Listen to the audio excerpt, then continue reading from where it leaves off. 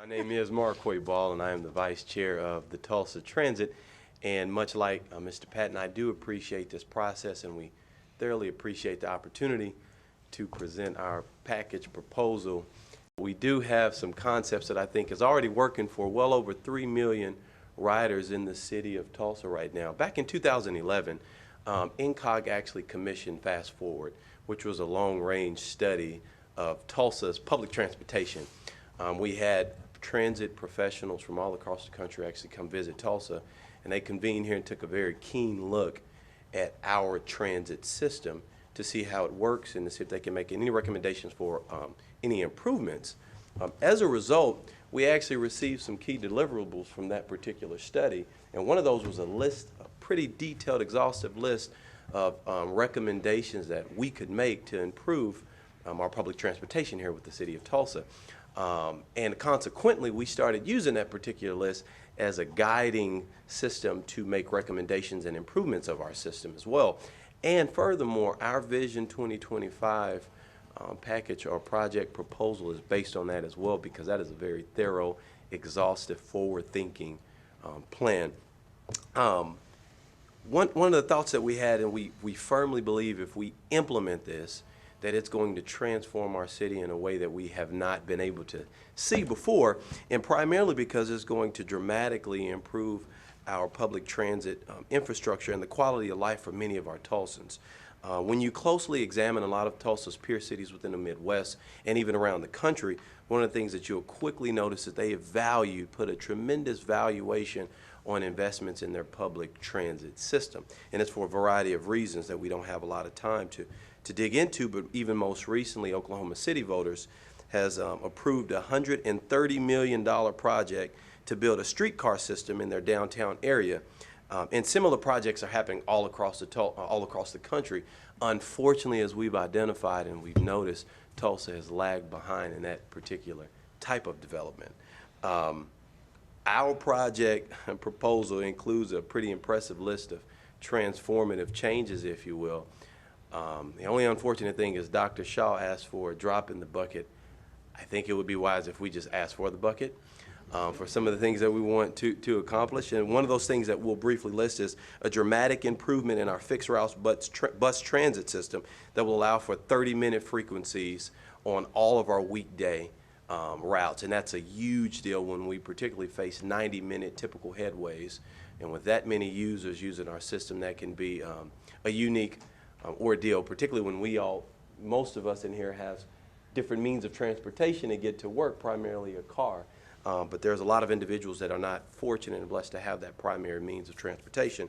Operating funds for the already approved Peoria Bus Rapid Transit System or project, which is otherwise known as BRT. Also an east-west BRT project on 11th Street that's going to connect the Peoria BRT, which is going to create a lot of expedited transportation and travel for individuals that already use it, but that need to increase their or decrease their headways to get to work, school, hospital visits, etc. An expanded downtown circular that will serve downtown to the gathering place 6 days a week, which is a significant thing as well. A drastic improvement in our evening and Saturday service, and for the first time in Tulsa's history, a Sunday service. Also some technological improvements, which is a smart fare payment system that's similar to the technology that's used in airlines to control their passengers and get them boarded, et cetera. And intelligent system improvements to make improve decision-making on route scheduling and transit amenities. Now, this annual investment that we're proposing is going to have an annual spend of $14.6 million worth of investments. But as you consider the overall impact of what this will actually do, not only does it make our city more accessible to individuals that already use it and improve the quality of life, but it also gives us a competitive advantage as well. When you look at a lot of our sister cities, they have put such a major focus on multimodal means of transportation. It's actually been a huge driving force behind the growing generation or population that's coming after, and that's the millennial generation. That's not only a multimodal focus, but it's also the next generation of taxpayers as well, and individuals that are going to continue to give us thriving ideas. And unfortunately, we're losing out on a lot of those individuals.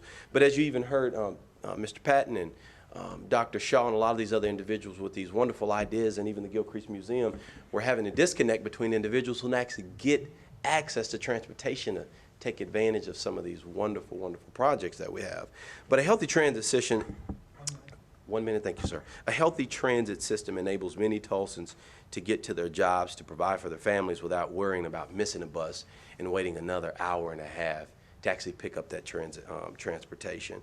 And by virtue of the services that we already provide through transit, we know we create myriad of opportunities by opening up the doors to jobs and education.